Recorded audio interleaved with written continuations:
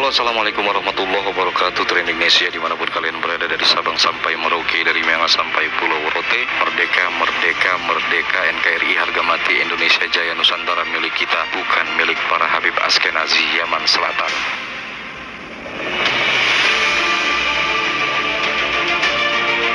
Dendam keluarga Habib Ba'lawi kepada Syekh Abdul Qadir Al-Jailani karena memberi petunjuk kepada Salahuddin Al-Ayyubi untuk menghancurkan kesesatan dinasti Fatimiyah yang ternyata merupakan leluhur dari kaum Habib Askenazi Yaman Selatan.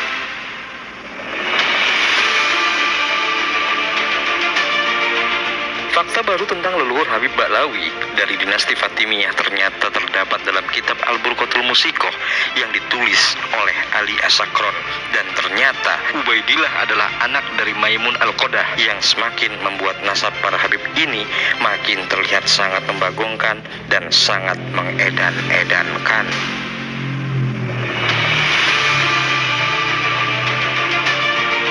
Terdapat tulisan yang sangat jelas tertulis dalam kitab Al-Burqatul Musikoh, Wabi Walidihi Al-Maimun. Lalu kemudian dengan kecerdikannya si Ali As-Sakron merubah nasab Ubaid yang sebagai anak Maimun menjadi anak dari Ahmad bin Isa. Dan tulisan Ali As-Sakron yang merubah nasab Ubaid menjadi anak Ahmad bin Isa itu bagaikan bayangan yang menipu mata bagi orang yang tidak awas.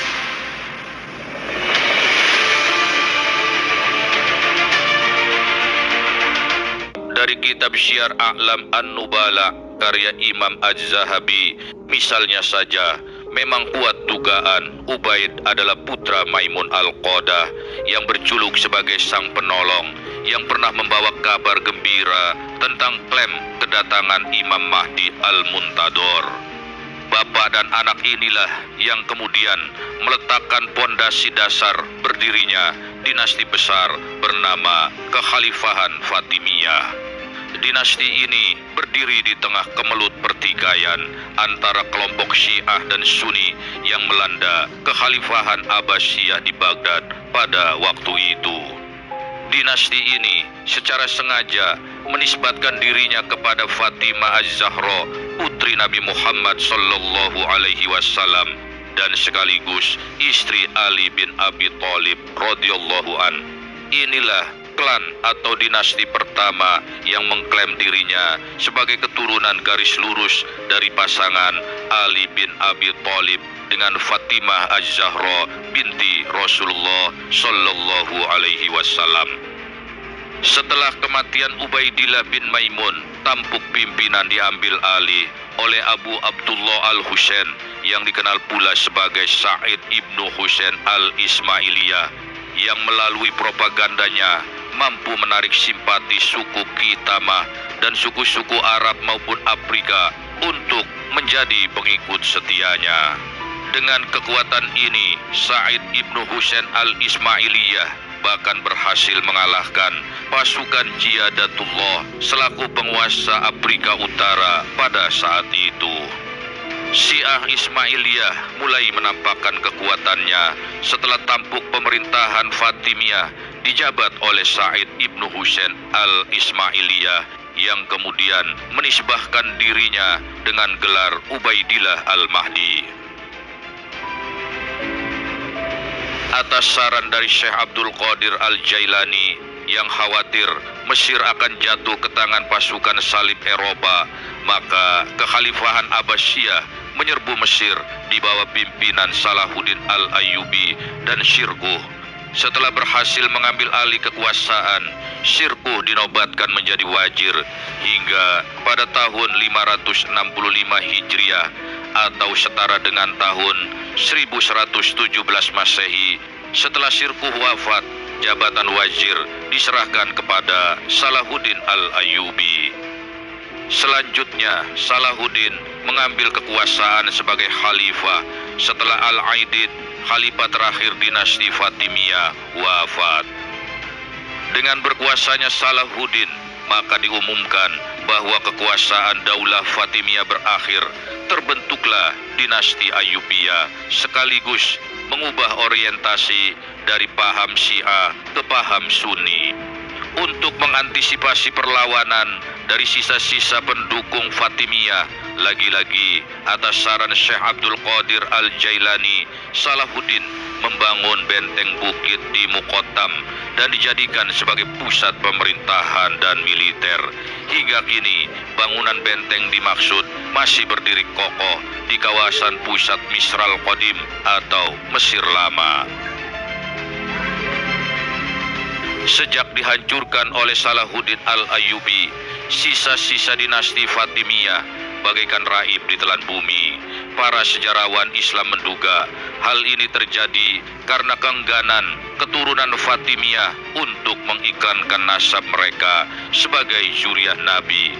Di samping karena takut kepada penguasa, ditambah lagi karena penyembunyian nama-nama para pimpinan mereka sejak Muhammad bin Ismail hingga Ubaidillah Al-Mahdi. Klan ini kembali mencoba bangkit setelah Ali Abu Bakar As-Sakron menulis kitab Al-Burqa Al-Musyiko di abad 9 Hijriah. Mereka kemudian menisbahkan klannya dengan nama Ba'alawi dengan mengatribusi sebagai keturunan Rasulullah Sallallahu Alaihi Wasallam lewat jalur nasab Ubaidillah bin Ahmad bin Isa, atau yang mereka beri julukan sebagai Ahmad Al-Muhajir. Dengan demikian, akhirnya diketahui sisa-sisa keluarga dinasti Fatimiyah ini rupanya telah melarikan diri ke wilayah Yaman. Selama sekian waktu, mereka bersembunyi di balik Taqiyah sebelum akhirnya Ali As-Sakron menulis kitab Al-Burqa Al-Musyiko.